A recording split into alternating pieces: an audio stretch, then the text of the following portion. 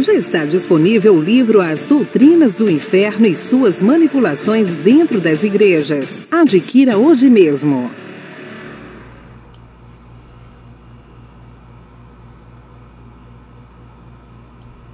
Olá, abençoados! Graça e paz, bem-vindos ao canal da Graça Pura. Estamos mais uma vez juntos e unidos aí em um só espírito. Estamos no reino de Deus. Por isso que nós temos todos os motivos para estar feliz, né? E longe, principalmente, do sistema religioso no qual nós estivemos presos por muitos anos. Eu, pelo menos, 25 anos. Mas para você que tem acompanhado as nossas mensagens, que tem se interessado por aquilo que nós estamos hoje trazendo de informação e mensagem para vocês, eu queria convidar, se inscreva em nosso canal, querido. Você não vai pagar nada para isso e vai estar nos ajudando aqui a dar mais visibilidade, né, para a palavra do reino, do evangelho eterno, do reino de Deus, que é a graça, não a graça como um pacto, mas a graça eterna, a graça da qual a Bíblia está cheia. A Bíblia está cheia da graça de Deus. E é essa graça que nós hoje estamos submetidos a ela, no reino de Deus. Então se inscreva hoje mesmo, compartilhe as nossas mensagens nos grupos que vocês pertencem, nas redes sociais que vocês estão inseridos. Comentem à vontade, já deixa o seu like. Se você quiser que o YouTube te avise, é só você aí apertar esse sininho que o YouTube vai te avisar.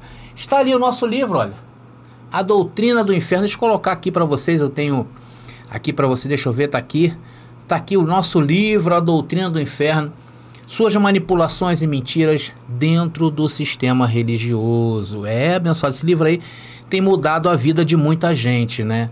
Muita gente tem me relatado aí, foi outro dia mesmo, um dos abençoados que adquiriu o livro, ele me trouxe um conhecimento que nem eu mesmo sabia a respeito do pecado.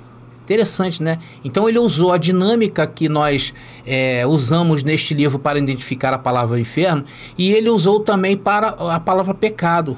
Olha só, e ele descobriu, e ele mandou para mim. Olha, abençoado, muito obrigado aí ao abençoado Eli, tá bom, querido? Muito obrigado ao abençoado Eli, lá do Mato Grosso do Sul, tá bom, querido? Muito obrigado aí por essa generosidade. Então é isso que tem feito esse livro. Se você quiser adquirir esse livro, entre em contato comigo hoje mesmo. Eu te garanto uma coisa, a sua vida não vai mudar por causa do livro, mas esse livro aí será sempre uma fonte de estudo para você que gosta de ensinar, para você que gosta de aprender, porque a vida nossa, ela tem duas vias. Tudo que nós recebemos, nós vamos dar, tá bom? Recebendo e semeando, recebendo e semeando, e assim também em relação ao aprendizado. Estamos aqui no reino de Deus, estamos a cada dia aprendendo mais e mais. Muito obrigado aí ao abençoado que me mandou. E se você quiser adquirir, já sabe o que você vai fazer. Bom, abençoados, vamos ao tema de hoje, a mensagem de hoje, que é a segunda parte, né, desse tema aí. Jesus já voltou. E isso para muita gente é um assombro, porque o sistema religioso convive com o futurismo, né? Vocês já ouviram falar da palavra paradigma? Já ouviram falar? Para você entender melhor e como funciona um paradigma, é essencialmente uma visão particular que as pessoas têm do mundo. Vou botar aqui para vocês a definição de paradigma, tá aí. Então ela é essencialmente uma visão particular do mundo, ou seja, uma estrutura mental composta por metodologias, por métodos, tá? Experiências e teorias utilizadas para a formação da realidade e seus acontecimentos lá no pensamento dos seres humanos. É tudo aquilo que você entende por vida, né? O que você entende hoje por certos assuntos, ele veio justamente dessa formação, né? Elas são a base, são vários conhecimentos que deu um processo, um procedimento, um modo de você ver o mundo hoje. É como se fosse uma lente, melhor falando, né? É como se fosse uma lente através da qual todo ser humano enxerga o mundo. Sendo que, como dizem, né, hoje muita gente fala assim, que os paradigmas estão aí para serem quebrados. E a cada geração que vai surgindo no mundo, automaticamente esses paradigmas pré-existentes são quebrados. E ali se cria o quê? Uma nova visão, uma nova lente através do qual verão o mundo. Ou seja, quando se quebra um paradigma, se faz uma visão nova. E quebrar um paradigma, queridos, não é nada fácil, é muito difícil. Por quê? Porque é mais conveniente a nós seguir o quê? O modelo já posto, o modelo adotado. Porque isto nos deixa em uma zona de conforto. E é assim também os paradigmas acerca da Bíblia Sagrada. Paulo disse lá em 2 Coríntios capítulo 10, versículo 3, Paulo disse assim, olha, porque andando na carne, não militamos segundo a carne. Então, se nós fomos chamados a ver pelo Espírito, temos que quebrar paradigmas. E o maior paradigma que hoje existe são as doutrinas infiltradas na mente das pessoas. Então, amados, só esse versículo de 2 Coríntios capítulo 10, versículo 3, quando Paulo fala que nós não militamos segundo a carne, já é um convite para nós quebrarmos os paradigmas estabelecidos. E principalmente no que tange ao pensamento cristão, até então tidos como verdadeiros, tidos como únicos, os tradicionais. Eles então, até então, eram os únicos certos. Havia sim, sempre houve uma pequena parcela de abençoados que já foram salvos por essa palavra, mas nunca como nos dias de hoje. Então o nosso chamado no reino de Deus é justamente o quê? Quebrar os paradigmas criados pelo sistema religioso e mostrar como estávamos errados, né? Como nós estávamos errados lá na falsa igreja. Então Paulo, mais uma vez, eu considero Paulo um dos maiores quebradores de paradigmas da Bíblia. Em sua época ele disse isso aqui, olha, 2 Coríntios capítulo 10, versículo 4 e 5.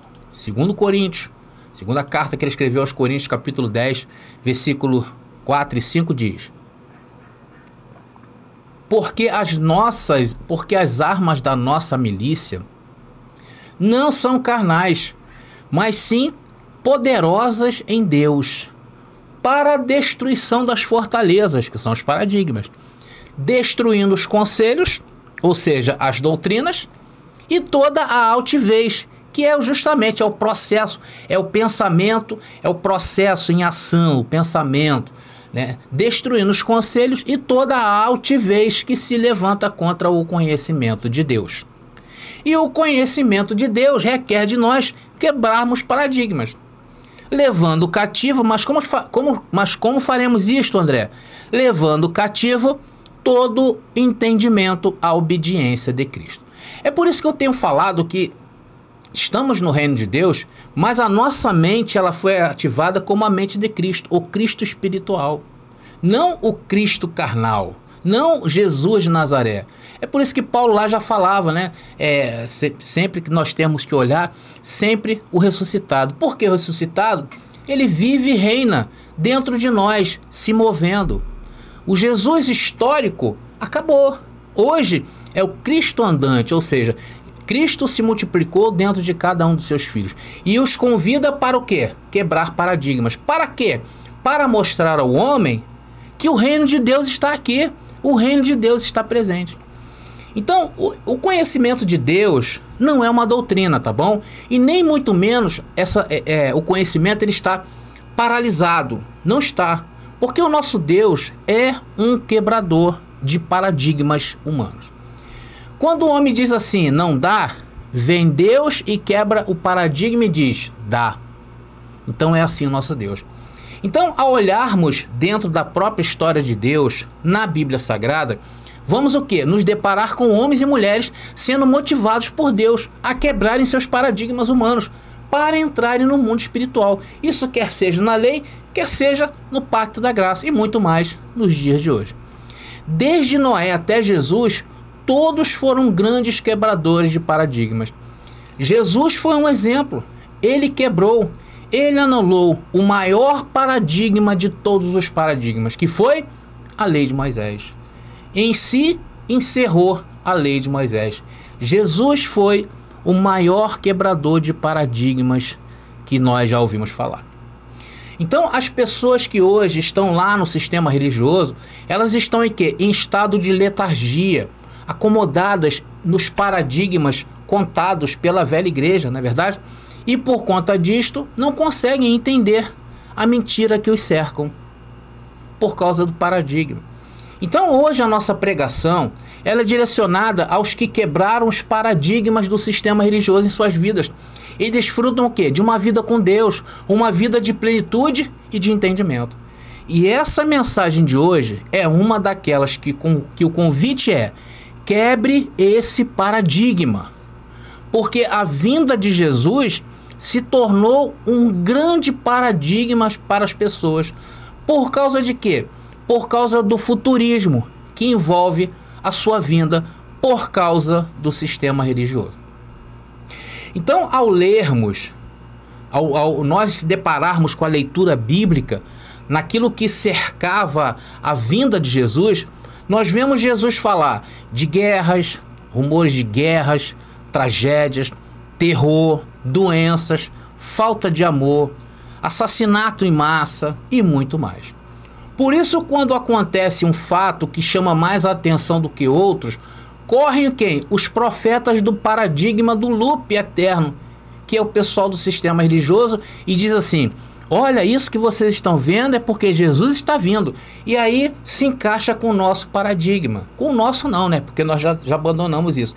Mas se encaixa com o paradigma predito lá pelo sistema. E mais outro acontecimento vem, e outro, e outro, e outro, e vai assim nesse loop eterno. Então, quando acontece algo, lá vão eles conjecturarem os versos da Bíblia e dizer: agora não, agora é verdade, agora Jesus está vindo. E a verdade, queridos, é que ele nunca virá. Jesus nunca virá. Por quê? Porque ele já veio. E como eu disse, quebrar um paradigma não é fácil. Porém, se essa palavra já tem feito parte da sua vida, eu quero te convidar a assistir essa mensagem até o final. Porque vamos dar evidências dentro da história da segunda vinda de Jesus. Está na hora, então, da palavra revelada.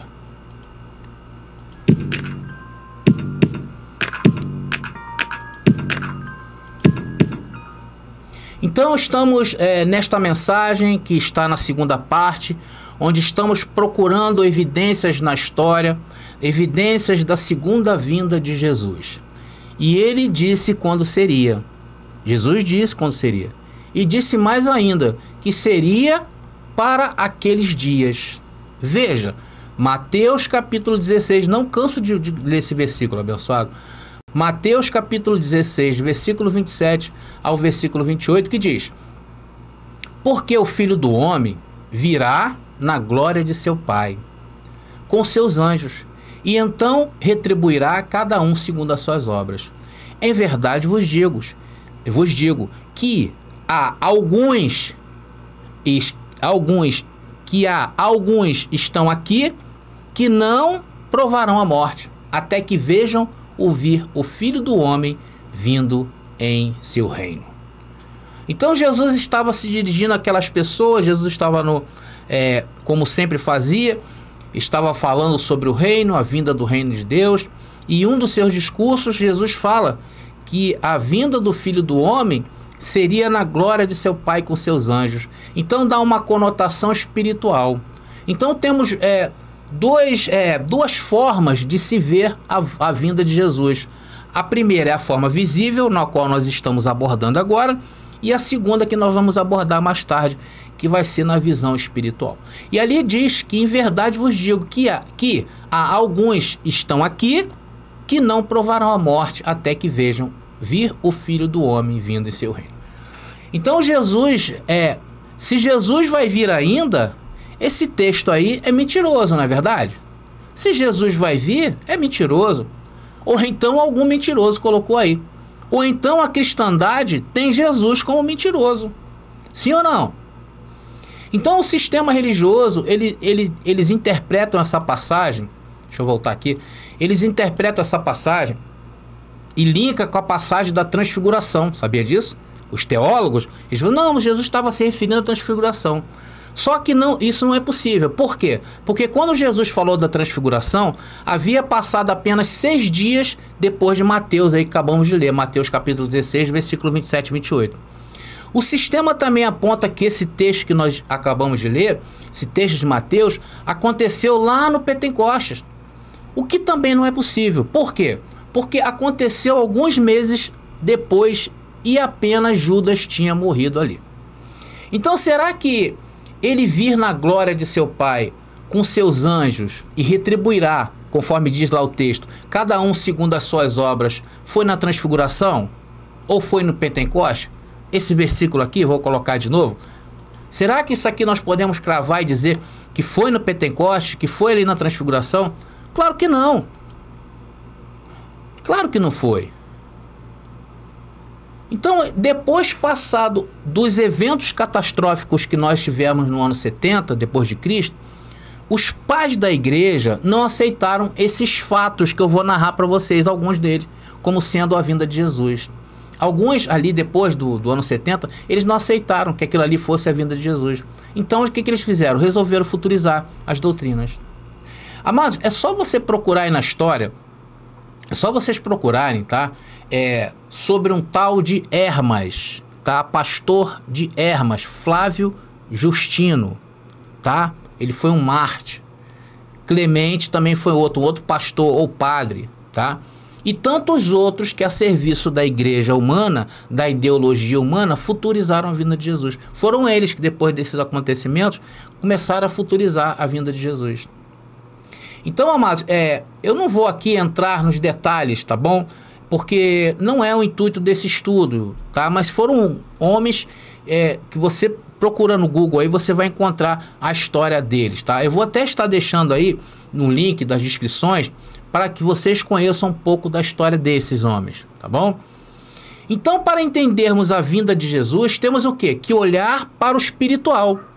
Porém, a intenção dessa mensagem é buscar acontecimentos na história ali recente de Jesus, até por volta ali da morte de Jesus e até o incrível ano de 70 depois de Cristo. E vocês vão ver que tudo vai bater com o que Jesus falou e predisse aí no Sermão da Montanha. Então estamos lá, no Mateus capítulo 24, no Sermão da Montanha, e Jesus está respondendo aos seus discípulos quando que ocorreria a vinda de Jesus. Por quê? Porque Jesus falou que ele iria pedir o sangue dos inocentes nesse juízo. Haveria um julgamento. Então isso mexeu muito com os discípulos que estavam escutando o discurso de Jesus. E eles perguntaram, Jesus, quando é que isso iria acontecer? Aí Jesus, em Mateus capítulo 24, versículo 2, que eu separei aqui para a gente ler, Jesus falou para eles, olha, Jesus, porém, lhes disse, não vedes tudo isto? Em verdade vos digo, ele apontando para o templo de Herodes, disse que não ficará aqui pedra sobre pedra que não seja derrubada. E quando isso ocorreu, queridos? Quando o general do exército romano chamado Tito invadiu Jerusalém e colocou abaixo o templo de Herodes, não sobrando nada, somente um dos muros da cidade, e que hoje vocês conhecem que é o Muro das Lamentações.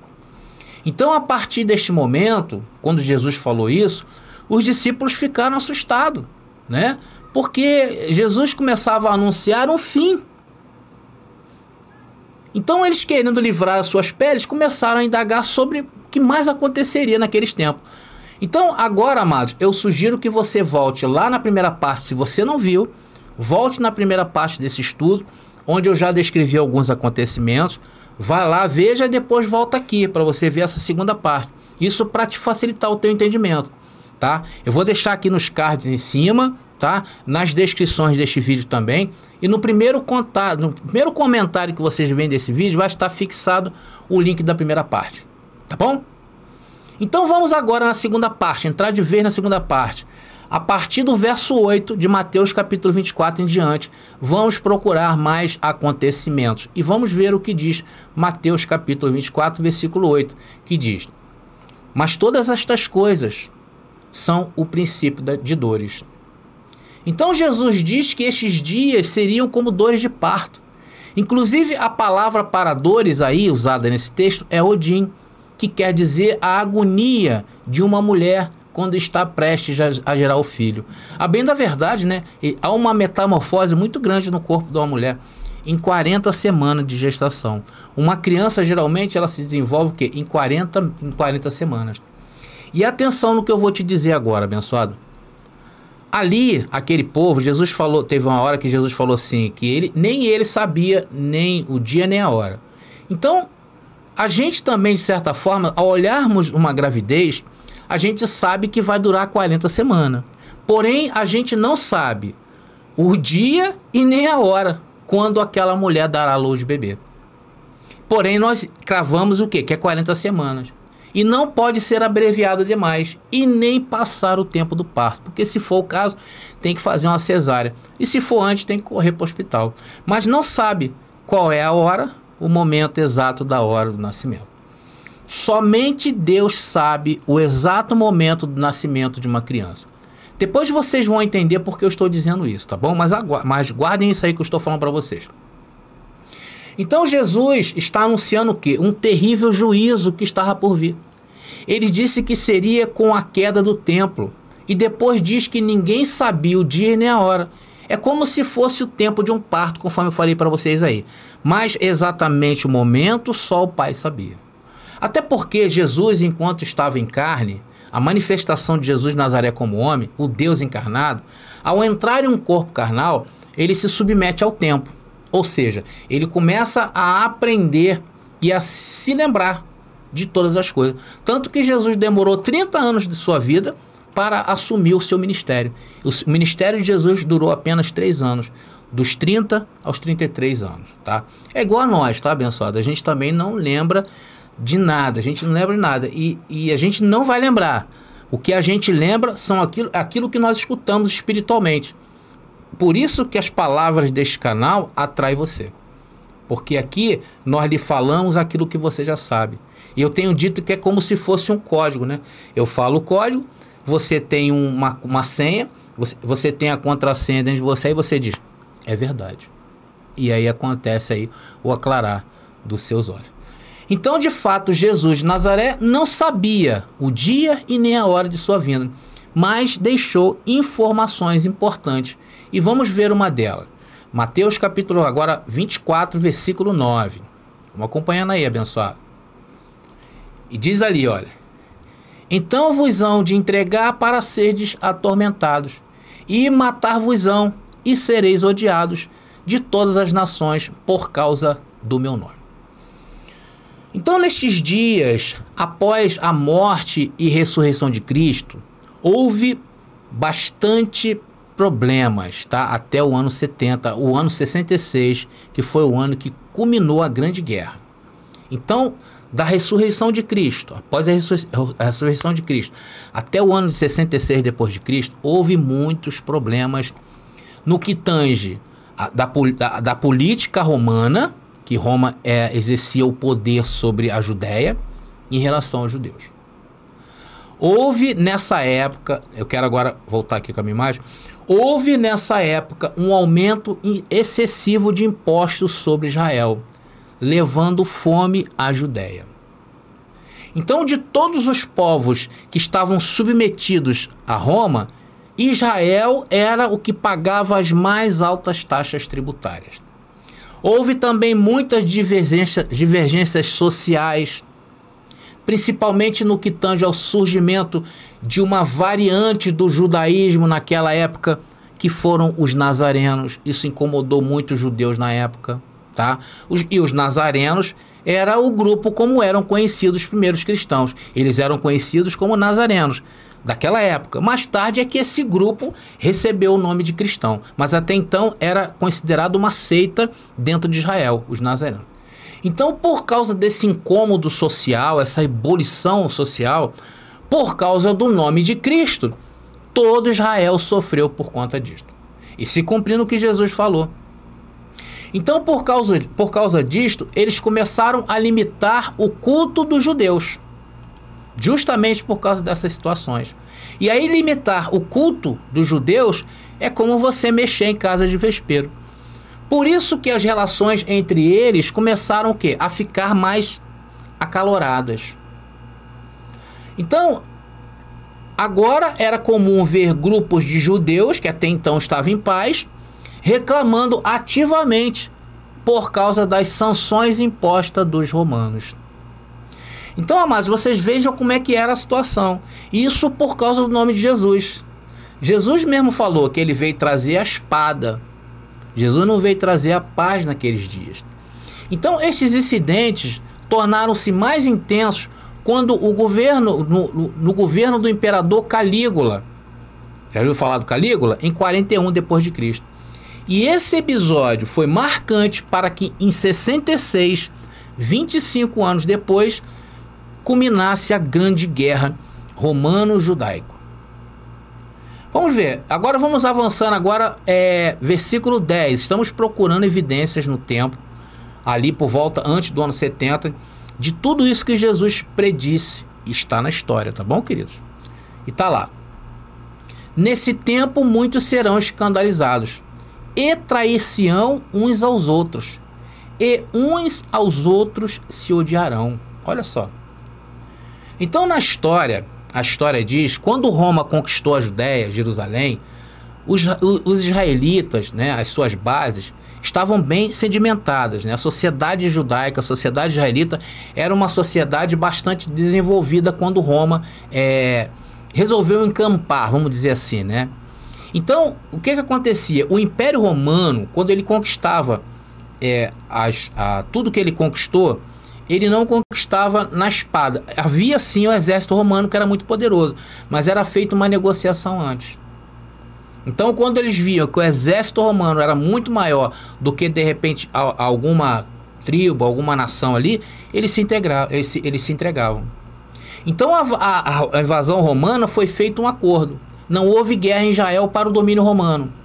Tanto que a sociedade israelita era respeitada pelo Império Romano.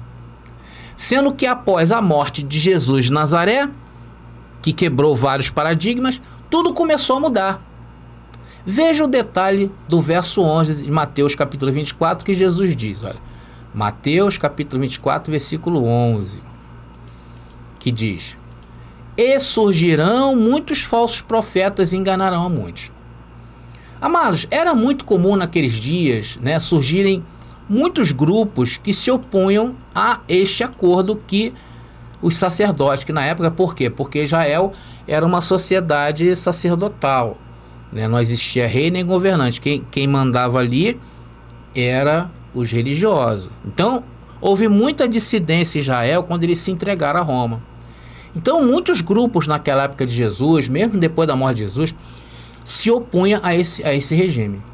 E tudo isso tinha com religioso, porque o poder em Israel daqueles dias era religioso.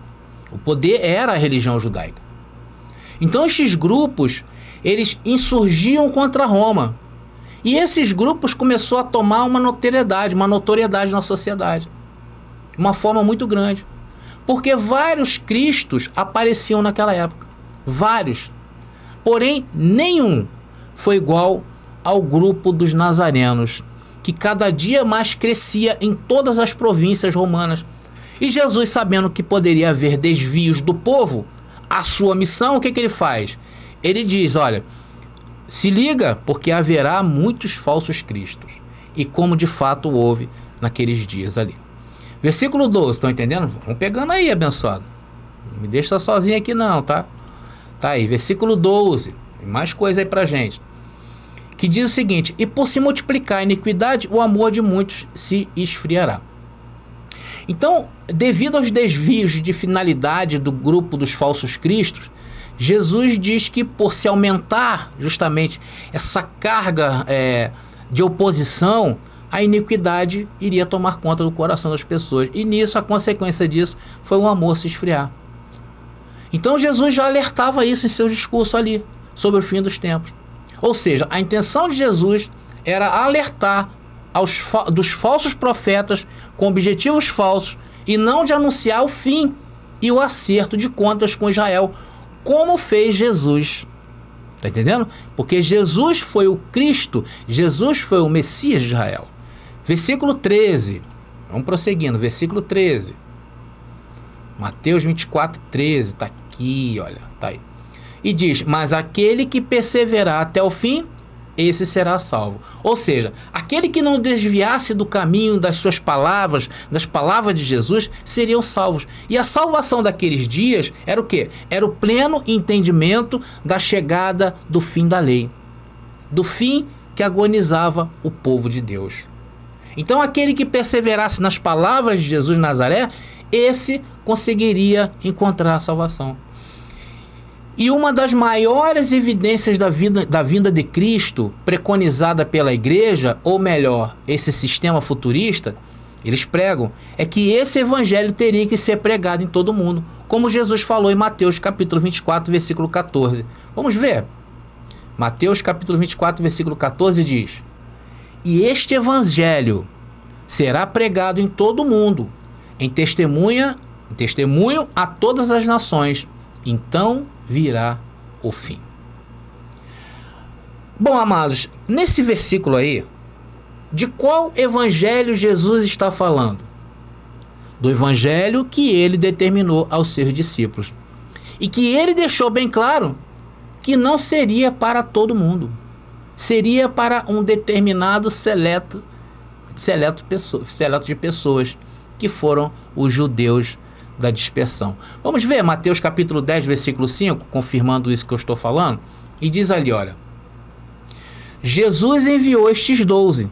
Foi quando Jesus comissionou, os seus discípulos para anunciar que estava chegando o reino de Deus. Então ele diz ali, olha, enviou estes 12 e lhes ordenou, atenção, dizendo, não ireis pelo caminho dos gentios, olha aí, nem entrareis em cidade de samaritanos. Está entendendo? Então está aí. Então não pode ser esse evangelho que hoje é pregado pelas igrejas, concordam? Não pode ser, abençoado. Porque esse evangelho já não tem mais sentido, já não tem mais razão de ser. Esse evangelho aí é o evangelho dos homens, que é um falso evangelho, né? Até porque, amados, o mundo de hoje é muito maior do que o mundo daquela época, não é verdade? Se fosse para os dias de hoje, atenção no que eu vou falar. Se essa passagem estava se referindo para os dias de hoje ou para o futuro, com bilhões de pessoas no mundo, seria impossível pregar essa palavra aos quatro cantos. Por quê? Porque quando chegasse no final lá dos quatro cantos, lá no primeiro canto, onde começou tudo, lá no outro canto, já haveriam pessoas com idade suficiente o quê? Para entender o evangelho. Quantas pessoas hoje, deixa eu consertar aqui, quantas pessoas hoje, queridos, quantas pessoas hoje não completam 16 anos? Vamos dizer, a idade boa para uma consciência aí. Não é verdade? Então, quando chegasse lá no canto, quantas pessoas ao longo do caminho já fez 16 anos que não teriam ouvido? Então seria impossível hoje de pegar todo mundo e pregar esse evangelho. Ainda mais esse evangelho aí, né, abençoado? Agora vamos ver aonde se cumpriu isso aqui que Jesus disse. O que, André? Se cumpriu? Se cumpriu. Colossenses capítulo 1, versículo 23. Colossenses capítulo 21, versículo 23, que diz: se na verdade permanecerdes fundados e firmes na fé, e não vos moverdes da esperança do evangelho que tendes ouvido, o qual foi pregado a toda criatura que há debaixo do céu, e do qual eu, Paulo, estou feito ministro. Então Paulo está dizendo aí que o evangelho já tinha sido pregado a toda criatura. Mas alguns versos antes de Paulo também fala que esse evangelho chegou a todos. Vamos ver agora no versículo 5 e 6, ainda em Colossenses capítulo 1. Vamos ver? Paulo falando isso? Tá aí, olha. E diz: por causa da esperança que vos está reservada nos céus, da qual já antes ouviste pela palavra da verdade do evangelho, que já chegou a vós, como também está em todo o mundo. Já vai frutificando, como também dentre vós, desde o dia em que ouviste e conheceste a graça de Deus em verdade. Paulo, mais uma vez, afirma que o evangelho já tinha percorrido a todas as nações daquela época. Vamos a Romanos também, onde Paulo afirma que chegou a todas as nações. Romanos capítulo 16, versículo 26. Romanos 16, 26 diz: mas que se manifestou agora e se notificou pelas escrituras dos profetas, segundo o mandamento do Deus eterno, a todas as nações, para a obediência da fé. Romanos capítulo 1, versículo 8. Vamos a mais uma evidência aí. Tem dúvida, abençoado? Que isso aí chegou a todo mundo? Tá aí, olha. Romanos 1, 8 diz: primeiramente dou graças ao meu Deus por Jesus Cristo acerca de vós, porque em todo o mundo é anunciada a vossa fé. Ainda em Romanos, capítulo 10, versículo 18, não se perca aí não, vamos lá. Romanos 10, 18 diz: mas digo porventura, não ouviram? Sim, por certo. Pois por toda a terra saiu a voz deles, e as suas palavras até aos confins do mundo. Paulo também falou a Timóteo que esse evangelho já tinha sido pregado. Vamos ver. Segunda carta de Paulo a Timóteo, capítulo 4, versículo 17 diz: mas o Senhor assistiu-me e fortaleceu-me, para que por mim fosse cumprida a pregação, e todos os gentios a ouvissem, e fiquei livre da boca do leão.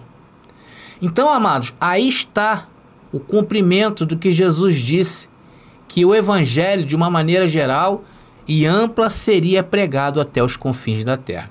E o apóstolo Paulo foi aos gentios e os discípulos à nação de Israel.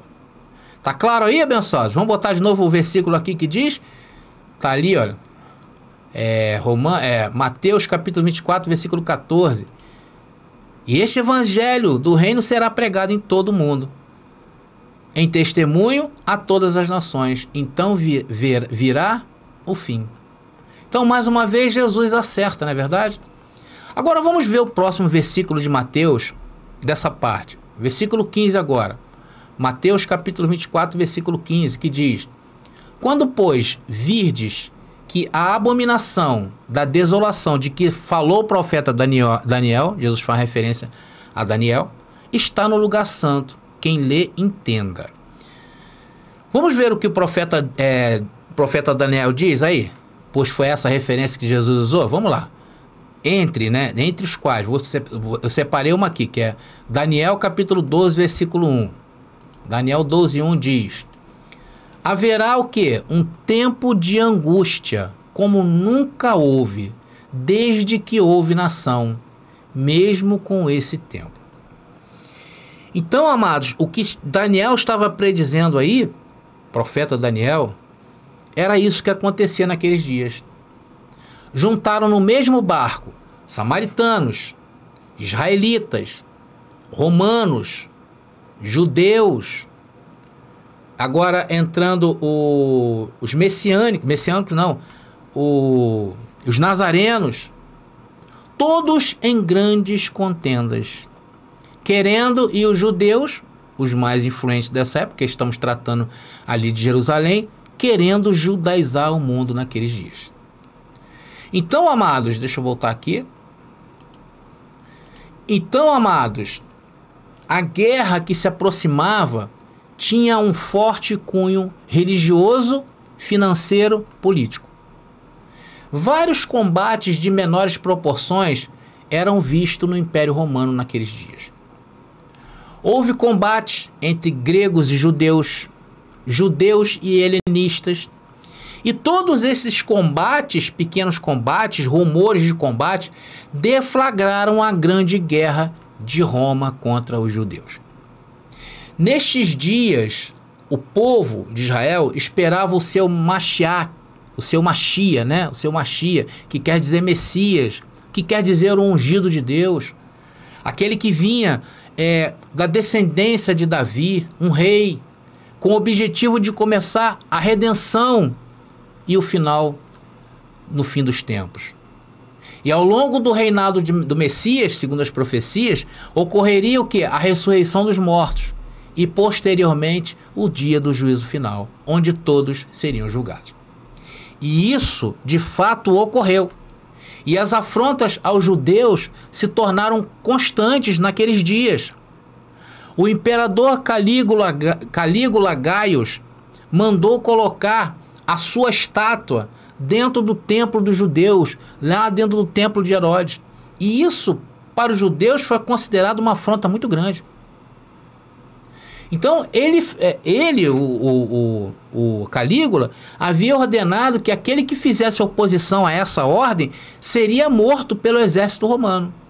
E assim partiu o exército romano sobre a ordem do imperador para colocar a estátua lá de Calígula dentro do templo. Ia ter problema.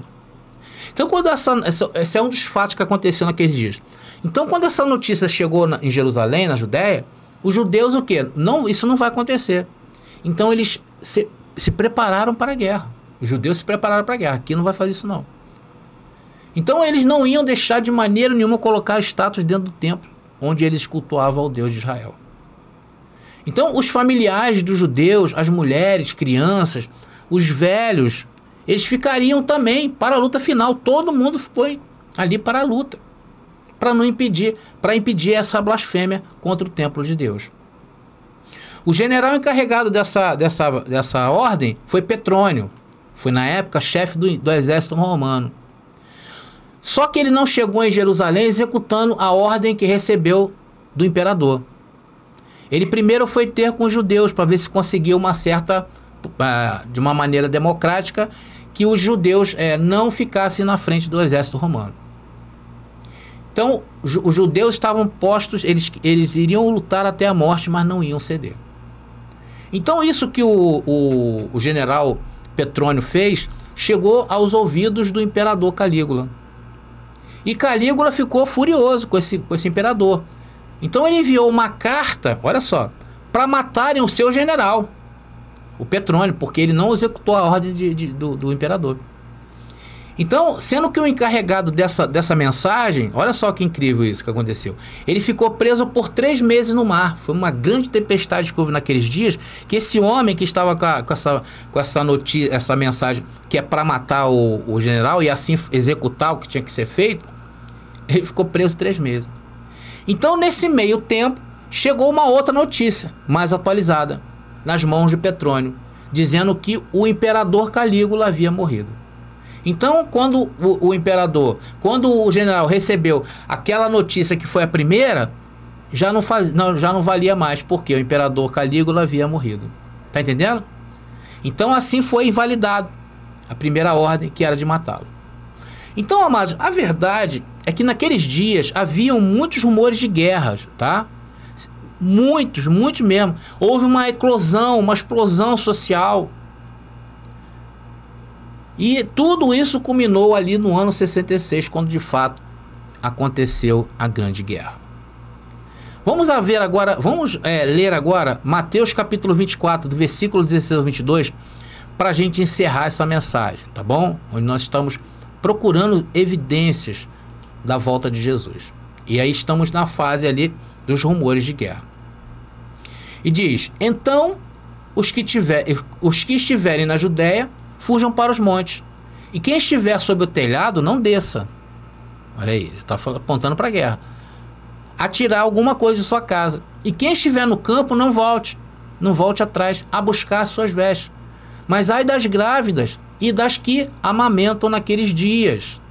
Era coisa terrível, abençoado.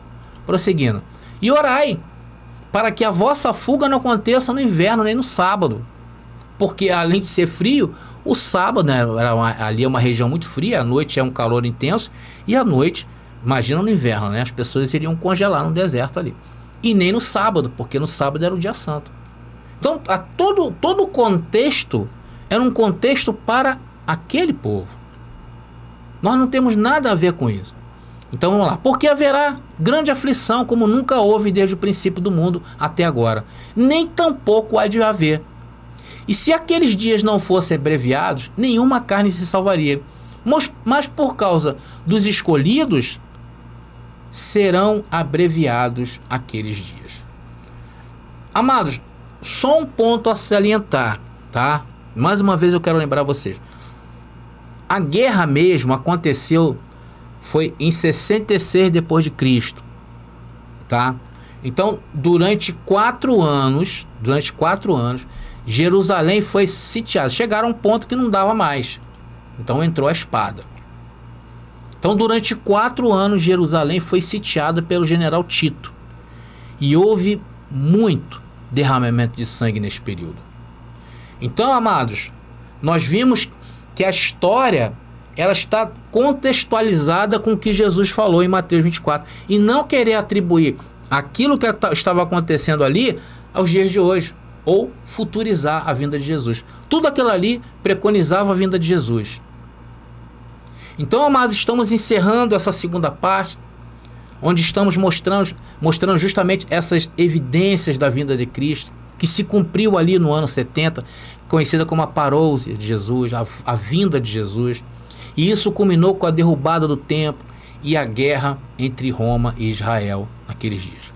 Provavelmente na próxima mensagem vamos trazer fatos que aconteceram ali naquela guerra e já vamos entrar no aspecto espiritual da vinda de Jesus, onde ocorreu os maiores fenômenos que as pessoas aí não entendem, né? Porque elas querem ver Jesus vindo na glória, vindo no céu. Eles não entendem que isso foi no sentido espiritual. Tá bom? Então estamos vendo as evidências físicas da vinda de Jesus. Tá bom, querido? Bom, então eu vou ficando por aqui. E para você que nos acompanhou até o final, muito obrigado aí. Graça e paz e até a próxima mensagem.